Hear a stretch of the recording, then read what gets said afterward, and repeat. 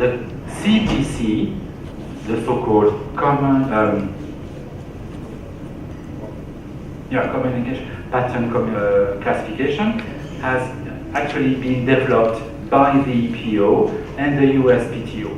But whatever the classification, there are always hierarchical systems produced by patent examiners. So, as far as the IPC and the CPC are concerned, what do we have?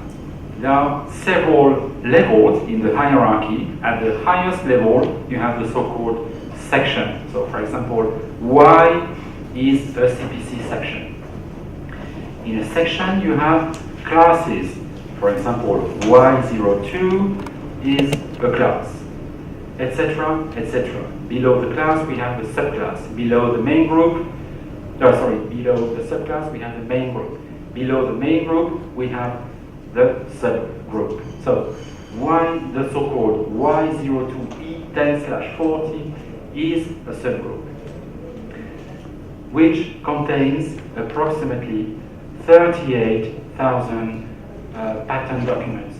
Patent examiners are classifying patent documents.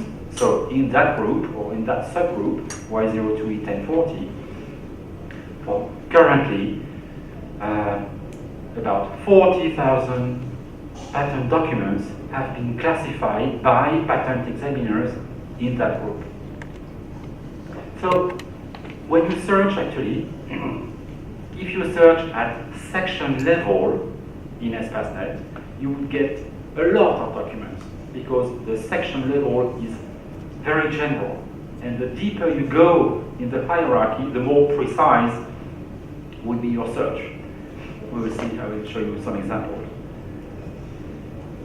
Well, as I said, patent examiners are classifying patent documents using different classification schemes. The most frequently used one is the IPC, because it is used by all IPOs, all intellectual patent offices, IPOs, as I call them in my presentation. The cooperative patent classification is used mainly by the European Patent Office and the USPTO. And there are other schemes as well in the world, and for example in Japan, they have their own way of classifying patent documents, and they use the so-called FI, which means file index, and F terms. But again, if you use FI, F terms, you would retrieve only Japanese documents, because these classification schemes are not used by any other countries, only by Japan, by JPO. Well, this is how the website of the cooperative patent classification looks like. At the top,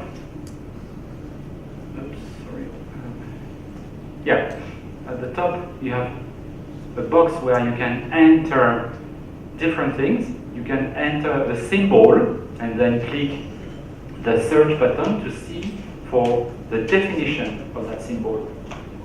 But you could also enter keywords in order to identify what are the relevant CPC codes corresponding to the keywords you entered.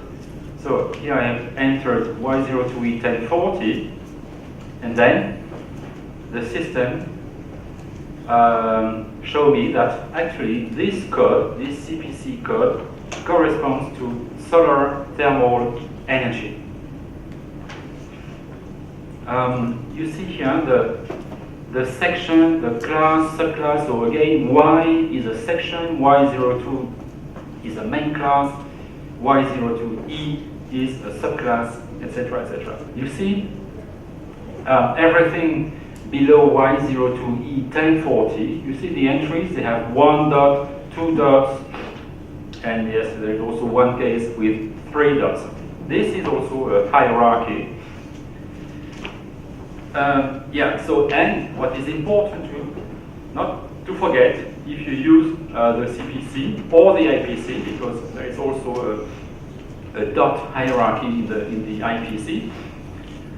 Yeah, the important thing is to remind, not to forget, is that the hierarchy is determined by the number of dots and not by the numbering of these symbols here.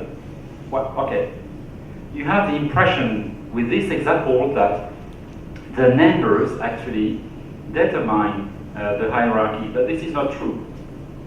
You see, I hope it's big enough. We see that under 10/00 we have 10/40, 1 dot, which apparently includes 41, 42, 43, 44, 45, 46. Then below 46 we have 465. So we have the impression that 465 is under 46 due to its numbering, but that's not true actually. We could find some examples where to show you clearly that the numbering does not reflect the hierarchy of the CPC, and the same principle for the International Patent Classification, IPC.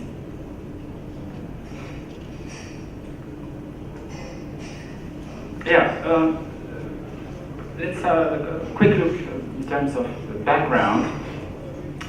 You remember 1997, there was the Kyoto Protocol, and actually this Kyoto Protocol was the start point of a significant surge in research and development in the field of technologies which have the potential to control, reduce, or prevent the emission of the so-called GHGs, so the greenhouse gases. And since that date, there was a significant increase in patenting in the related technical fields. So actually, at the EPO, I assume in the year 2000, someone or a group of examiners maybe, they were wondering how to easily retrieve all the information about what is patented by whom and where for these technical fields. And that was actually the beginning of the so-called Y classification. It was not developed only by the EPO, it was a joint project grouping the EPO, but also the United Nations Environment Programme, UNEP, and also the International Center for Trade and Sustainable Development.